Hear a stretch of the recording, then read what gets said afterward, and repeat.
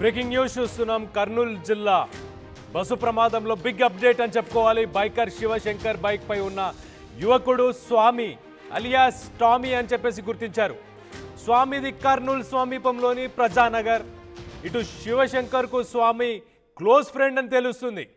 హైదరాబాద్లో సెటిల్ అయ్యాడు స్వామి. ఫ్యామిలీకి సంబంధించి మొత్తం ఇక్కడే ఉంటున్నారు. హైదరాబాద్ జిహెచ్ఎంసీలో చెత్త సేకరించే పని చేస్తున్నాడు స్వామి. 6 నెలల తర్వాత సొంత ఊరికి స్వామి వెళ్ళాడు. మొత్తానికైతే స్వామి శివశంకర్కు మద్యం తాగిచ్చి ఉంటాడని అనుమానాన్ని వ్యక్తం చేస్తున్నారు. సో ఆ సీసీటీవీ ఫుటేజ్లో మనం చూడొచ్చు, చాలా క్లియర్గా కనిపిస్తుంది. ఆ విజువల్స్లో పెట్రోల్ బంక్ దగ్గర ఇటు స్వామితో పాటు శివశంకర్, బైక్పై శివశంకర్ ఉన్నాడు. వెనకాల బ్యాగ్ వేసుకొని స్వామి ఉన్నట్టు కనిపిస్తుంది మనకి. సో స్వామిని చూడొచ్చు, బ్యాగ్ వేసుకొని ఉన్నాడు. సో హైదరాబాద్కి బయలుదేరపోతున్నాడా ఏంటి మరి అన్నట్టు సెండ్ ఆఫ్ ఇవ్వడానికి శివశంకర్ వచ్చాడా? ఇద్దరు కలిసి మద్యాన్ని సేవించారా? ఏం జరిగింది అసలు బిహైండ్ ద సీన్స్ ఒక్కసారి మనం చూడొచ్చు.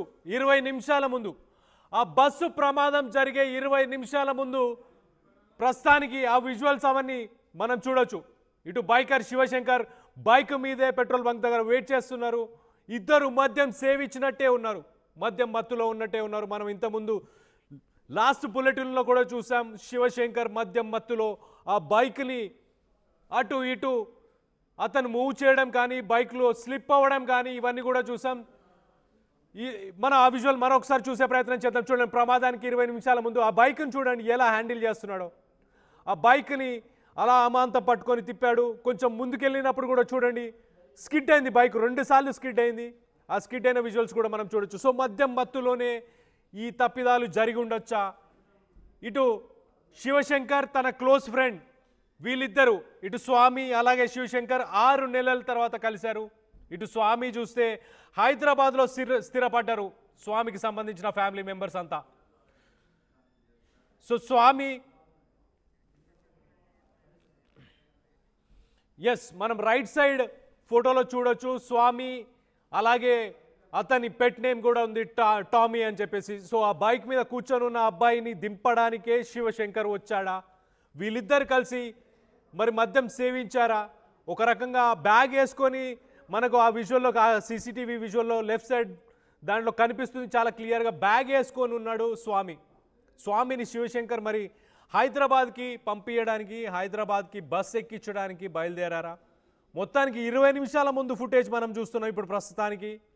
దాని తర్వాత మనకు తెలుసు ఆ బస్సు సంఘటన, ఆ బస్సు కింద బైక్, దాంతోపాటు శివశంకర్ చనిపోవడం, ఇదంతా మనం చూసాం. కానీ 20 నిమిషాల ముందు చూడండి, పెట్రోల్ బంక్కి వచ్చారు ఫ్యూయల్ కొట్టించుకోవడానికి, పెట్రోల్ కొట్టించుకోవడానికి అక్కడ వెయిట్ చేస్తున్నారు. పెట్రోల్ బంక్కి సంబంధించిన సిబ్బంది ఎవరు లేకపోవడంతో అటు ఇటు చూస్తున్నారు, ఎవరైనా వచ్చి ఫ్యూయల్ రీఫిల్ చేస్తారా అన్న ఉద్దేశంతో అక్కడ ఉన్నట్టు క్లియర్గా తెలుస్తుంది. కానీ స్వామి అలాగే శివశంకర్ ఇద్దరు 6 నెలల తర్వాత కలుసుకున్నారు. మరి 6 నెలల తర్వాత కలుసుకున్నారు. ఆ ఇద్దరు క్లోజ్ ఫ్రెండ్స్ అని కూడా తెలుస్తుంది. సో మద్యం సేవించే ఉంటారు ఖచ్చితంగా. మనం ఇంతకుముందు విజువల్స్లో కూడా చాలా క్లియర్గా చూసాం. ఆ బైక్ స్లిప్ అవ్వడం కానీ, ఆ బైక్ను తిప్పే పద్ధతి కానీ.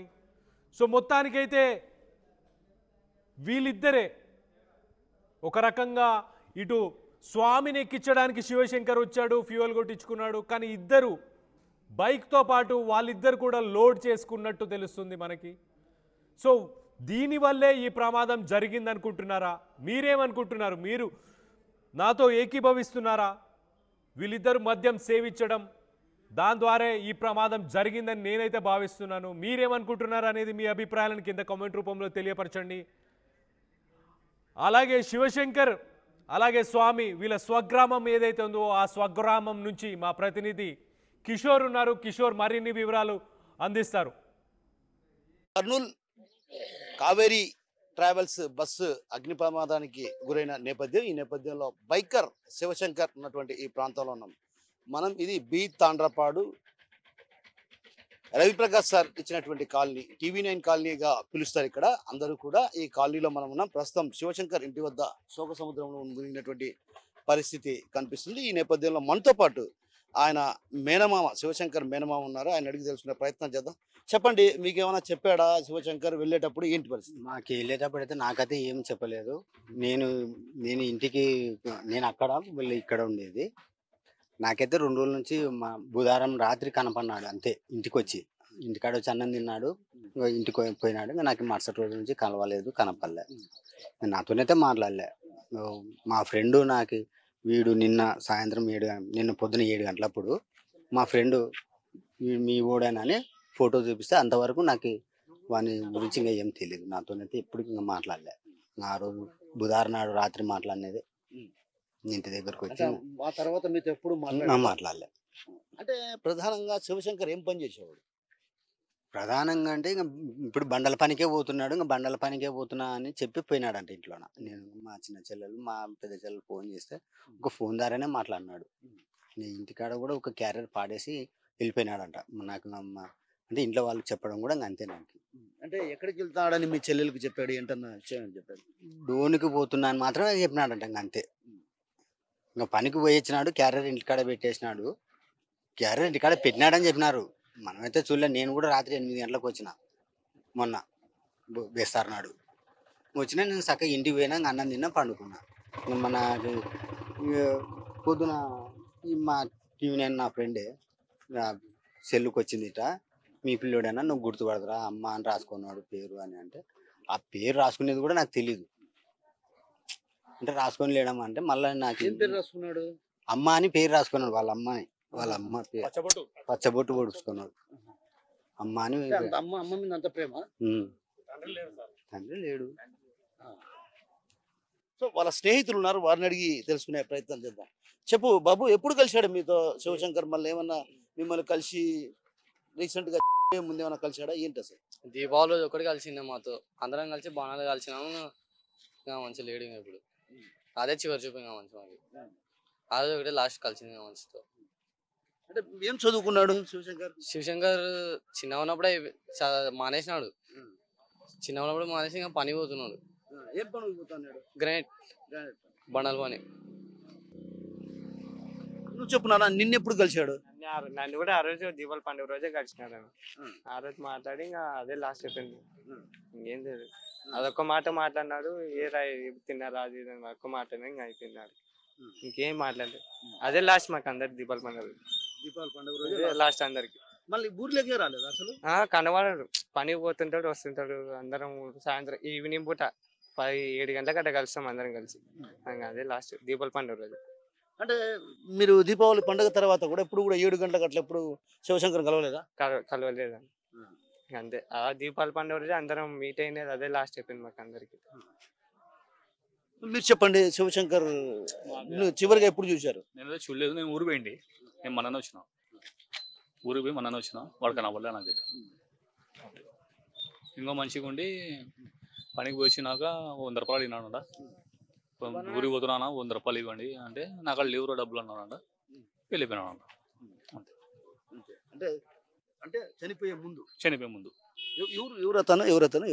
అతను లేడు. ఇప్పుడు టోనా విన్నాడు. అతను చెప్పినాడు 100 రూపాయలు ఉంటే ఇయ్యనా వచ్చినాక ఇస్తాను నేను అంటే లేవురో నాకు అక్కడ ఇప్పుడు ఊరి నుండి వచ్చినా నేను అన్నాడు. వెళ్ళిపోయాడు. సో మీరు చెప్పండి, మీకేమైనా అసలు అంటే సాధారణంగా ఈ కాలనీలో ఉంటారు కాబట్టి ఈ కాలనీలో ఉంటారు కాబట్టి ఆ పిల్లోడు ఏం పని చేసేవాడు? అదే సార్, ఆ పిల్లోడు అయితే మామూలుగా గ్రానైట్ పైన పోయేవాడు. యాక్చువల్గా ఆ పిల్లోడికి మాకైతే డీలింగ్స్ తక్కువ. ఎందుకంటే మేము పొద్దున్న లేచి ఆటో కోసం కూర్చుంటాము. లేదన్నా కూడా వినాయకుడిని పెట్టినప్పుడు మాత్రం ఒక 2-3 సార్లు మాట్లాడాడు. సందాల విషయంలో మాత్రం టచ్ చేసినాడు అంతే. అంతే తప్ప ఆ పిల్లోడికి నాకు ఎక్కువ రిలేషన్ తో పాటు శివశంకర్ తల్లి గారు ఉన్నారు. అసలు ఆ రోజు ఏం జరిగింది, ఏం చెప్పి ఇంట్లో నుంచి బయటికి వెళ్ళాడు, అసలు ఎక్కడికి వెళ్తున్నా అన్నటువంటి విషయం చెప్పాడు అన్నటువంటి విషయం అడిగి తెలుసుకునేందుకు మనతో పాటు శివశంకర్ తల్లి ఉన్నారు. ఆమెను అడిగి తెలుసుకునే ప్రయత్నం చేద్దాం. అమ్మ, ఏం చెప్పి వెళ్ళాడమ్మా ఇంట్లో నుంచి? నేను పానికి మాట్లాడుకుంటానని పోయినాడు, వస్తానమ్మని అన్నాడు నాయనా నాతోని, ఇంకా తిరిగి రాలేదు. ఇంతకన్నా నేను ఎవరికి చెప్పలేను నాయనా. ఎక్కడికి వెళ్తా అని చెప్పాడమ్మా? డోన్కి వెళ్తాను. పోతానమ్మా నేను పని మాట్లాడుకొచ్చుకుంటానని, ఒక్క గంట కల్లా తిరిగి వస్తానని, ఇంకా తిరిగి రాలేదు తండ్రి. మీ పేరు కూడా పచ్చబొట్టు వేసుకున్నాడు చేతి పైన. అమ్మా అని ఏ పిచ్చుకున్నాడో నా కొడుకును, నా కొడుకు అమ్మని తోడు తీసుకోబోదామను కొట్టివా కొడుకా. సో వాళ్ళ చిన్నమ్మ ఉన్నారు, ఆమెను అడిగి తెలుసుకునే ప్రయత్నం చేద్దాం. అమ్మా, మీతో ఏం మాట్లాడాడు శివశంకర్? ఈ మాట్లాడాడు చివరి మాటలు ఏంటి? నేను డ్యూటీ నుంచి వచ్చిన వెంటనే ఇంట్లో చిన్న లేడు పనికి మాట్లాడుకొని పోయినాడంటే ఫోన్ చేయమ్మా చిన్నకంటే చేసిన. చిన్న ఫోన్ ఎక్కడున్నావు నాన్న, నువ్వు అన్నం తిన్నావా, ఎక్కడున్నావు నాన్న, ఎన్ని గంటలకు వస్తావు నాన్న అంటే, డోను పోతున్న పిన్ని వస్తా 10:30కి అంతా వస్తా అంటే, ఖచ్చితంగా 10:30కి రానైనా అని చెప్పిన. ఇంక అంతే, అలా ఆ మాటే లాస్ట్ మాట. ఇంకా మళ్ళీ రాలేదు. 2 గంటలకి లేచి చూసి మీ పిల్లగాడే రాలేదు. అంతకు మించి ఏమీ మాట్లాడలేదు. శివశంకర్ పక్కన ఇంకో పిల్లోడు, వెనక వైపు బండిలో ఇంకొక పిల్లోడు ఉన్నాడు. ఆ పిల్లోడు ఏమైనా ఎవరని తెలుసా మీకు? అసలు మేము ఎప్పుడు ఆ పిల్లోని చూడలేదు సార్, ఆ పిల్లోనే చూడలేదు మేము. బయటనే తండ్రపాడు పిల్లోడు అని అంటున్నారు కానీ మాకైతే తెలియదు సార్. ఆ పిల్లోని మేము తండ్రపాడులా చూసింది లేదు, టీవీ చూసింది లేదు. అంటే ఎప్పుడన్నా మీ తమ్ముడి వెనకంబడి ఎప్పుడన్నా చూసారా? చూడలేదు సార్ మేము. ఇంటికి ఎప్పుడన్నా రాలేదు?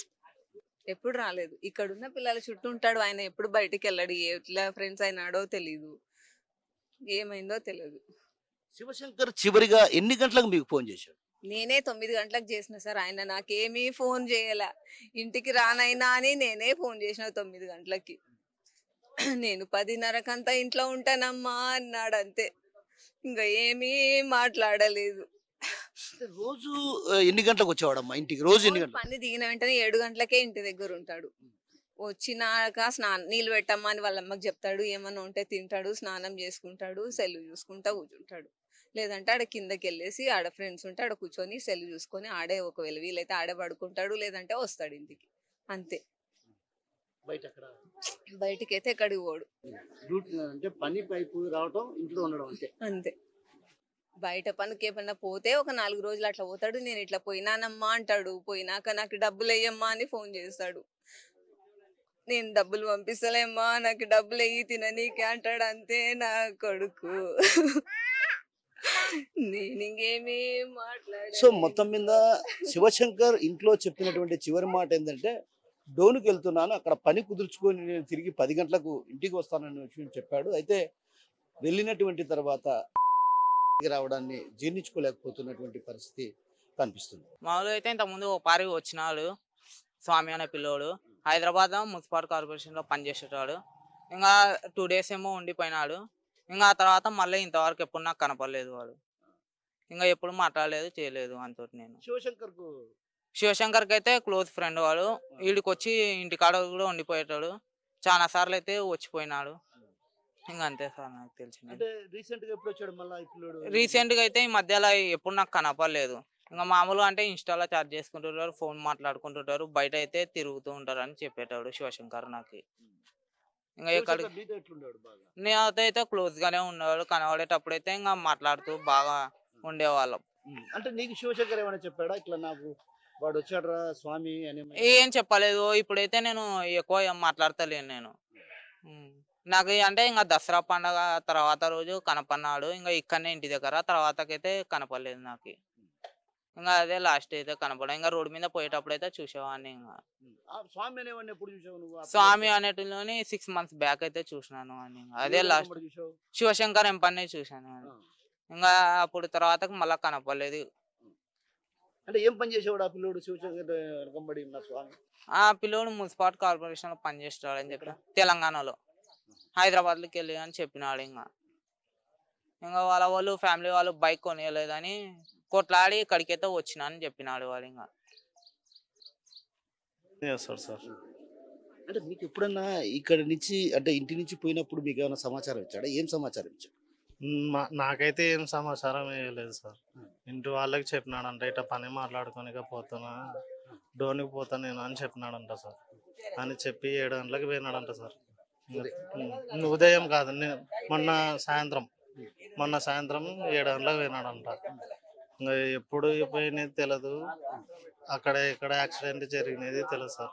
మాకు మా టీవీ9 కాలనీలో ఆయన పేరు రమేష్ అని, కేజీ రమేష్ అని అన్న వాళ్ళు ఎంక్వైరీ చేస్తే వాళ్ళకి ఫోటోలు వస్తే వాళ్ళు పిలిపించి మీ పిల్లోడైనా చూసుకుందరా ఒకసారి అంటే పోయినాం. మా పిల్లోడే అని తెలిసింది. అంటే మార్బెల్ పనులు కర్నూలులో చేసేవాడా లేకుంటే డోన్లో కూడా చేసేవాడు? కర్నూలులో చేస్తాడు, డోన్లో చేస్తాడు. ఇట్లా ఎక్కడ పని ఉంటే అక్కడ. డోన్లా అంటే డోన్లోనే అని కాదు, ఇప్పుడు పని ఉందంటే డోన్కి వెళ్ళిపోవాల్సిందే. ఇప్పుడు అనంతపురంలో ఉందంటే అనంతపురం పోవాల్సిందే. ఇంతకుముందు అనంతపురం హైదరాబాద్ అక్కడ చేసి వచ్చినాడు. డోన్లో పని ఉందని చెప్పినాడు సార్ అమ్మకు. మీ అమ్మ పచ్చబొట్టు కూడా చేతి మీద వేస్తున్నా అంటే అమ్మ మీద అంత ప్రేమ అంటారు? మా అమ్మకి వాడే సార్. నాకు పెళ్ళయింది, సపరేట్ సంసారం. ఇక్కడ నేనుంటా, మా సొంత ఇంట్లో ఇది.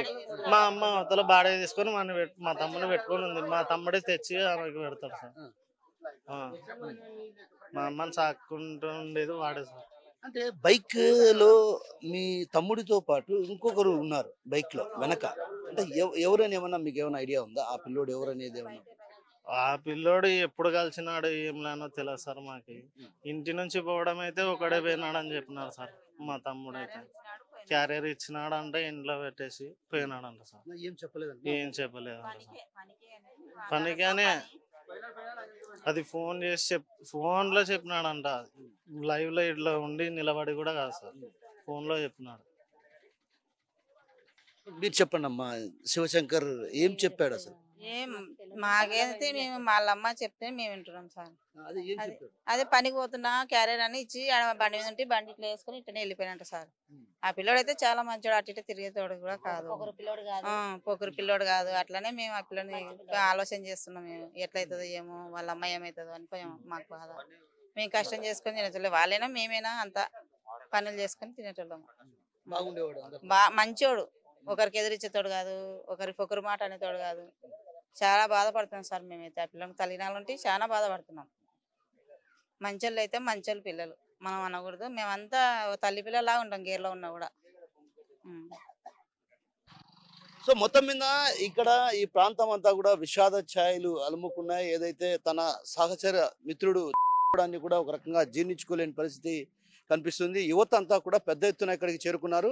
అయితే బాబు ఒక్క నిమిషం అమ్మా, ఈ నేపథ్యంలో వాళ్ళ ఫ్రెండ్స్ అడిగితే మేము చూడక కూడా దీపావళి రోజు అందరం కలిసి సంతోషంగా ఆహ్లాదంగా బాణసంచా పేల్చుకున్నాం. ఆ తర్వాత మాకు కనిపించలేదంటే పనిలో పోతుండడం వల్ల మమ్మల్ని కలవలేకపోయాడు అన్నటువంటి విషయాన్ని చెప్తున్నటువంటి పరిస్థితి కనిపిస్తుంది. ఫ్రెండ్ను తలుచుకొని ఆవేదనకు గురవుతున్నటువంటి పరిస్థితి ఉంది. ఎందుకంటే ఈ ప్రాంతంలో అందరూ కూడా చిన్నపిల్లలంతా కూడా కలిసి తిరిగినటువంటి ప్రాంతం. ఈ ప్రాంతంలో ఇక శివశంకర్ లేడన్నటువంటి విషయాన్ని కూడా జీర్ణించుకోలేకపోతున్నారు ఫ్రెండ్స్ ఎవరు కూడా. ఎందుకంటే దీపావళి పండుగ రోజు ఎంతో ఆనందంగా గడుపుకున్నాం. ఆ తర్వాత మళ్ళా పనుల ఒత్తిడి మరి ఇతర కారణాలు తెలియదు కానీ కనిపించకుండా పోయాడు. మేము చివరిగా చూసింది ఆయన్ను కేవలం దీపావళి పండుగ రోజే. ఆ దీపావళి పండుగ రోజు చూసినాం. ఆ తర్వాత శివశంకర్ పనులకు వెళ్ళేవాడు. రాత్రి పొద్దుపోయే టైంలో రావడంతో తరచుగా రోజు మేము 7 గంటలకు కలిసేవాళ్ళం. కానీ ఏదైతే దీపావళి పండుగ అనంతరం కూడా రాత్రి 10 గంటల ప్రాంతం అట్లా వచ్చేవాడు కాబట్టి మేము కలవలేకపోయాం. చివరిగా ఏదైతే దీపావళి రోజు చూసుకున్నాం, ఆ ఆనంద గడియలను మర్చిపోలేనటువంటి ఆనంద గడియలు, ఆ గడియలను తలుచుకుంటూ కూడా అంటే ఈరోజు శివశంకర్ లేని విషయాన్ని జీర్ణించుకోలేకపోతున్నటువంటి పరిస్థితి తాండ్రపాడులో కనిపిస్తుంది. కెమెరా పర్సన్ రాముతో కిషోర్, RTV, కర్నూలు నుంచి.